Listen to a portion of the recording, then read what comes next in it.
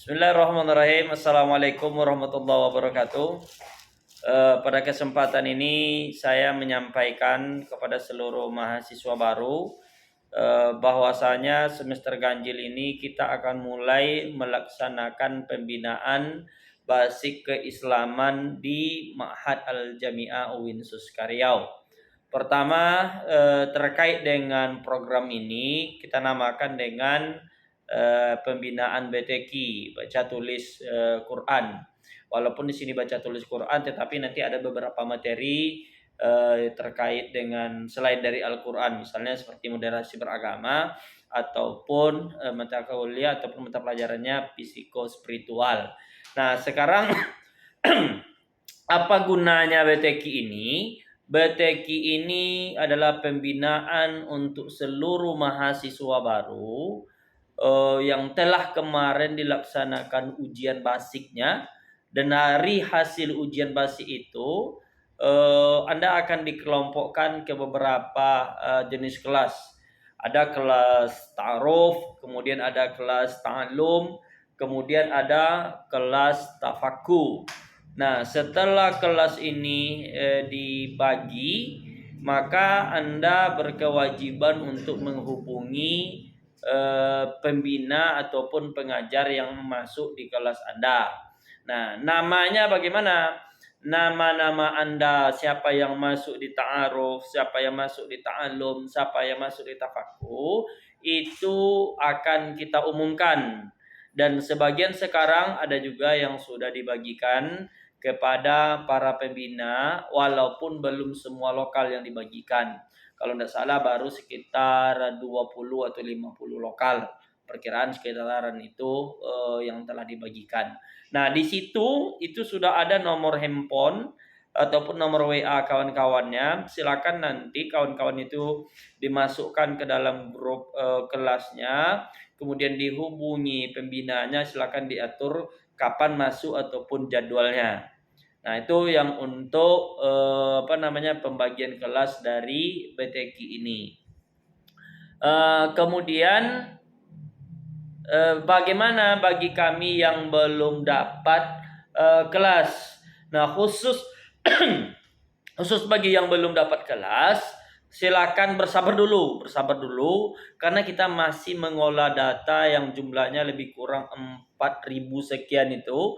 Kita mengolah data. Nah, sampai sekarang masih ada beberapa kawan-kawan kalian yang belum ikut ujian dan ada juga yang sudah ujian, tetapi karena datanya ini banyak yang mau diolah, mau ditunggu, maka mohon bersabar dulu karena nanti di dalam ujian itu kan kita ada penentuan kelas ta'aruf, kelas ta'alum, dan kelas tafakuh.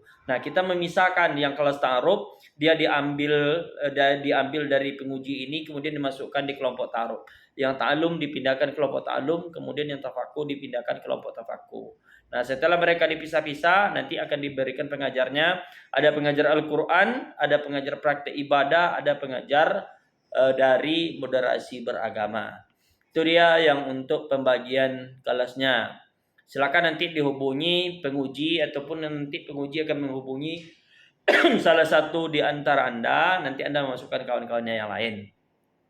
Nah, bagi yang tidak ujian, yang belum ujian BTQ, tentu dia tidak akan dapat kelas. Nah, solusinya bagaimana?